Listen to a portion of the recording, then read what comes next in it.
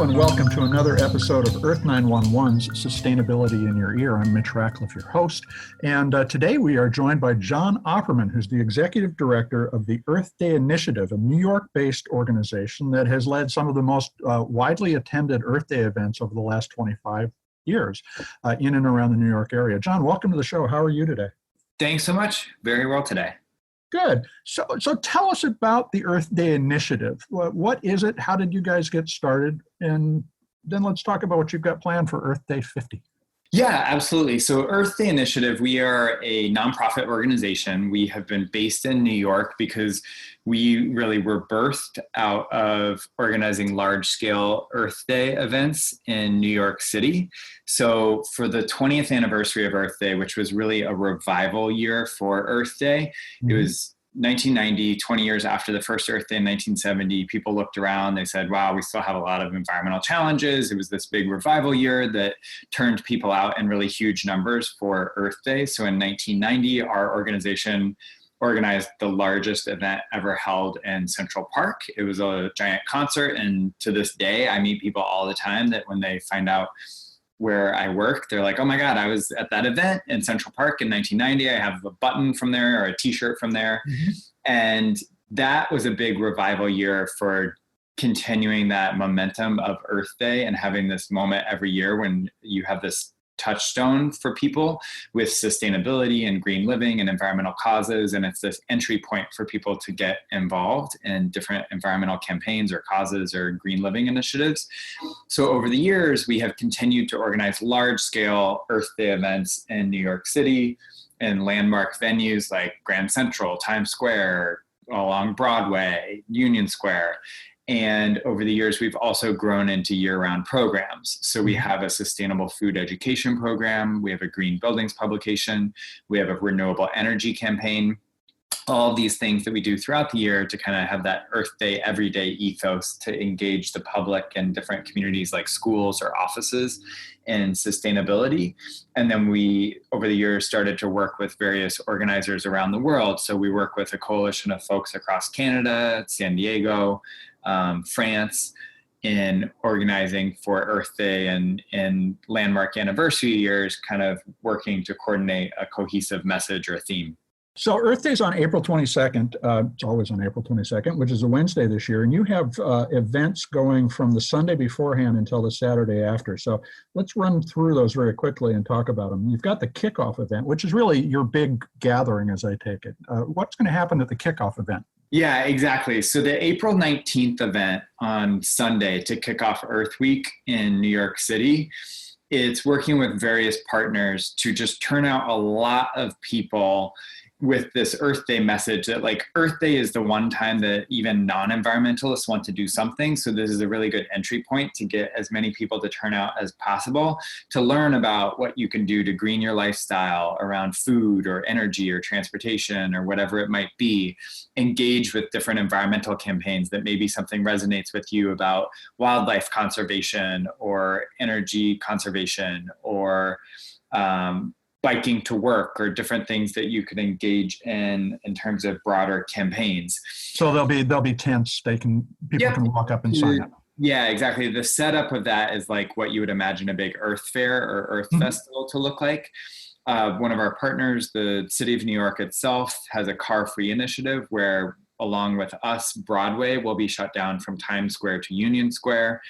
Then the big hub at Union Square will have all these different activities with a stage, an art installation, exhibitor booths ranging from local little nonprofits to big multinational environmental NGOs, local businesses that have sustainability aspects to what they do, kids activities, sort of something for everyone. Then the March for Science, one of our key partners, is marching from downtown Manhattan up into our event, and then we'll have a big footprint, coordinating closely on the different speakers involved on the stage, workshops that allow scientists to share their message in a very sort of easy to understand public format. It's also building momentum to what is happening later in the week with climate strikes. So climate strikes on April 22nd, turning people out in huge numbers. That April 19th event is really meant to talk to the broader public and say, hey, you're obviously interested in environmentalism. There's this big climate strike that you can turn out for on the 22nd as well. Now, according to your site, in addition to the kickoff and the climate strike, you've got the 5K run on the 21st. But these climate strikes are reported to go through Saturday. So are those going to happen on other days than the 22nd as well? Yeah, so the April 22nd event, because that's the actual Earth Day date, that's the big, massive climate strike where it's everybody turn out. Everybody come out for that one. It's really all audiences, all communities turn out for that. Then there's more specific events happening on the Thursday, April 23rd. So all of the climate strikes are being organized by a broad coalition of climate activists. We're just one of many.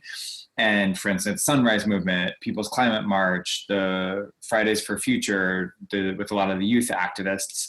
So organizing around the climate strikes on the 22nd, but then particular niches. For instance, Thursday is focused on kind of calling out the financiers of climate change. So targeting some of the companies that are really behind funding climate change in the fossil fuel industry. Then Friday is more oriented toward voter turnout and education. So it's more specific causes and engaging with communities on a more local level rather than that big centralized event on the 22nd. Now, this is great. And of course, for people who are not in the New York area, you do have activities on your site that you can that you can take part in now. So this is at earthdayinitiative.org. And at the top, it says, want to make a positive impact in less than 60 seconds? Click here to do just one thing.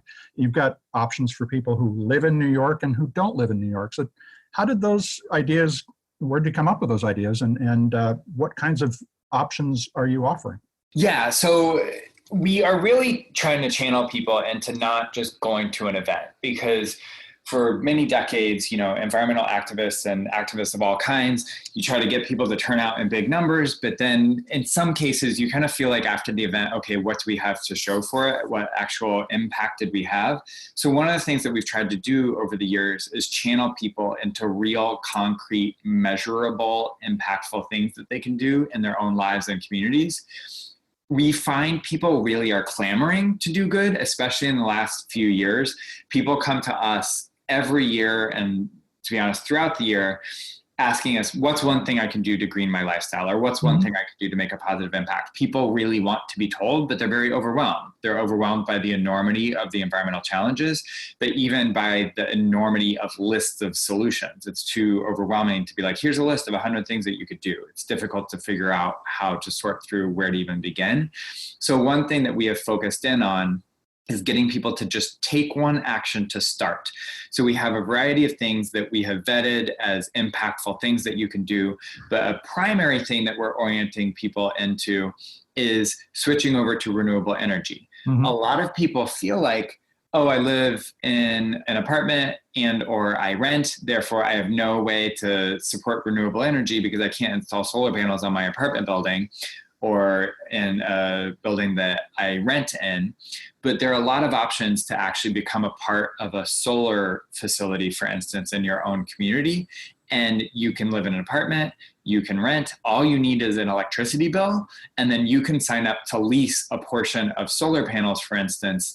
In New York, as an example, we are working with partners where a 2-acre solar facility will be built on a rooftop on a warehouse in Queens. Then any portion of those panels, and then you get paid by the utility provider for the electricity generated by your portion of the panels because it's being pumped back into the grid.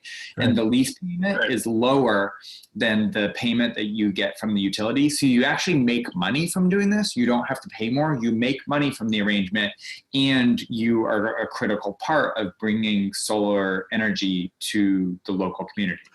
We've covered community solar and ways of getting involved in adding the capacity as an apartment dweller for solar generation is a way both to offset your bill and as you say, to make money. Some of the other things that I noticed when I went through those links was signing up with Arcadia, which is an energy company that essentially does a transfer of credit for renewably generated power to people who are essentially trading their petroleum-based energy for renewable energy. What other kinds of options are you going to be offering as you go forward? Yeah, so we do offer those multiple options for renewable energy because it kind of depends on what market you're in. We have great relationships around community solar projects in New York because we're based in New York, so we have a lot of connections there. Then we have other partners like Clean Choice Energy, which is another one that we channel people into because we feel like they're a really good sustainable model for switching over your energy bill. Arcadia Power is another one that we partner with because they're available all over the country as well. Right. That's something that's really measurable. It takes you a matter of minutes to sign up. And then every month, you don't even have to think about it. It's not even a habit or a behavior change. Right. Every month with your utility bill, you do a little bit of good, but it really just took the one-time action, which is great. Other things that we push people into, for instance, is around food. So educating people about the fact that expiration dates largely are arbitrary. There's not a national system regulating expiration dates on food.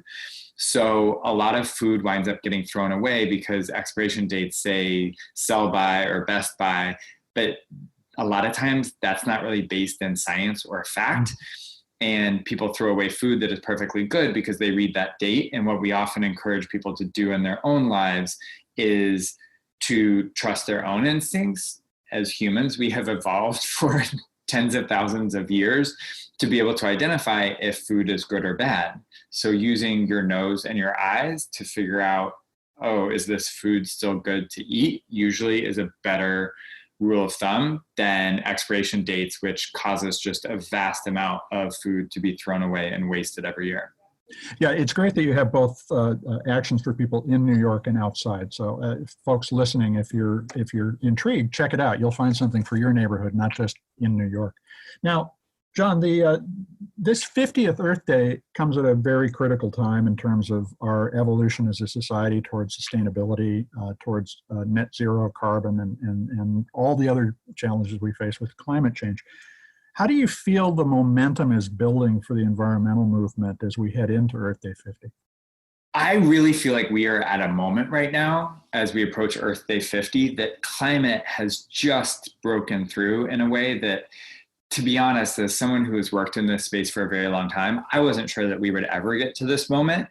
But the fact that climate action and the idea that we really need to face up to the climate crisis has broken through in such a huge way is just remarkable to me. So Greta Thunberg being named Person of the Year on Time magazine's cover, and climate crisis being named Word of the Year by, I believe it was Oxford Dictionaries. Things like this, where it's just this moment, this sort of perfect storm around climate, is encouraging to me. It's obviously really scary that we haven't done the things that we really critically need to do around climate. But I think that this landmark 50th anniversary comes at a perfect time when people are ready to move things forward. They want to channel things into solutions. It's not enough for us to be talking about the problem and just saying act. We have to get more specific. I think that there's a lot of momentum in the environmental community around getting very specific with the demands of what do we want to see to move forward. One of the big criticisms of the Green New Deal, for instance, was that it was too vague, that it doesn't say enough. I think that this conversation that we're having is channeling things to get more specific in terms of what does the Green New Deal look like? What is the climate community demanding? I think that it's this moment that looks very similar to the first Earth Day, and that I think the first Earth Day was really a kind of perfect storm around environmental challenges of the day. The environmental awareness had been built, the framework and the foundation had been built by activists and journalists raising the alarms about environmental challenges, with like Rachel Carson's Silent Spring being published earlier in the decade, building public awareness of the issue. It was a very activist age. People were turning out for the civil rights movement, the feminist movement, the anti-war movement. People were very engaged across a wide range of issues. And then we saw various environmental catastrophes like the Santa Barbara oil spill or the Cuyahoga River fire that sparked national attention. And it was all of these factors that came together to form that first Earth Day when 20 million people, or 10% of the population of America at the time, turned out. And I think we see a similar moment around climate right now, where the work of activists has laid that foundation of awareness for more than a decade. We see people turning out across a broad range of issues right now with the Women's March and the March for Our Lives and the March for Science, all of these things that people are turning out to in a very activist age in the last 2 or 3 years. And then we see extreme weather events that capture national and international headlines with the fires in the Amazon and in Australia, and extreme weather events with superstorms, droughts in California, things like this that captures those headlines. And it's all these perfect storm of factors, very similar to the first Earth Day, that I think people are really clamoring to move things in a positive direction. And maybe we'll see that movement finally come this year. Yeah, it'd be amazing to see something along the lines of the Clean Air Act and the creation of the EPA come out of what we're about to go into now. But you're absolutely right. There's so much now that you can't look away from. And I think more importantly, even then, is that these are not issues at the very edges of society. It is hitting the heart of the developed world at this point, and it's impossible to ignore. Now, Earth Day has a goal of getting 1 billion people, in other words, 1/7 of the population of the world, out onto the streets on Earth Day this year. But we also have an interesting challenge. We have the arrival of the coronavirus in North America, Europe. It appears to be spreading into Latin America as well now. Have you thought about how Earth Day Initiative can recalibrate, perhaps, to do more virtually or online in response to this? And when will people be able to know it's going to be a good idea to attend a major event on April 22nd? Yeah, we're absolutely channeling people into things that go beyond just showing up for an event. Our kind of catchphrase for this spring is show up, speak up, take action. So show up is go to Earth Day events, go to climate strikes, wherever you are in the world. Speak up is raise your voice. So get in touch with those in power, whether it's public officials, whether it's CEOs of companies, communicate to them the kind of real climate action that you want. And there's a petition, for instance, that we've partnered with People's Climate Movement on our website, where you can get in touch with your public official very easily through that form. If you go to earthdayinitiative.org and click on Speak Up. For Take Action, one of the things we've really been oriented around for Earth Day 50, and really in recent years, is we want people to take concrete action. So it's not just showing up to an event and saying, yeah, let's do good things for the environment and tackle climate change, but actually do the things in your own life and community that make a positive impact on the environment and move us in a positive direction on climate. So even before this whole COVID-19 situation, which is just really scary for a lot of people, it creates a lot of uncertainty. And we're really thinking about all those folks that are affected around the world.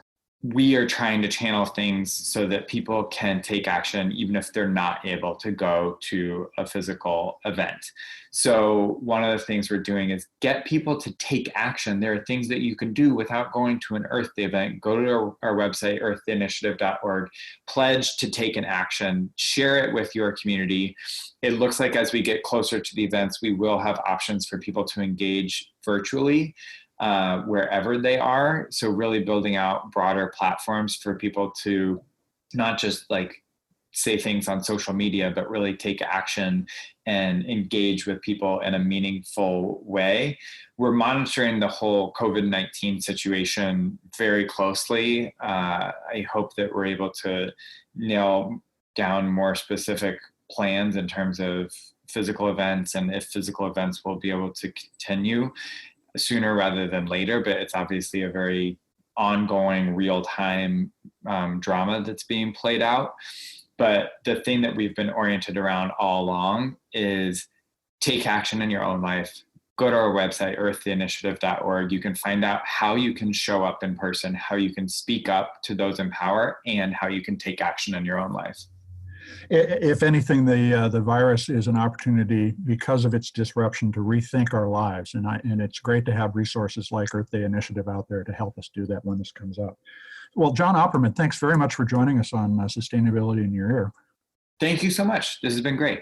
Well, folks, check out earthdayinitiative.org. Do it now. Get your browser out and do it now. earthdayinitiative.org. This is Mitch Ratcliffe. Earth911's Sustainability in Your Ear is the podcast you're listening to, and we're going to be back with another innovator interview soon. Have a great day, everyone.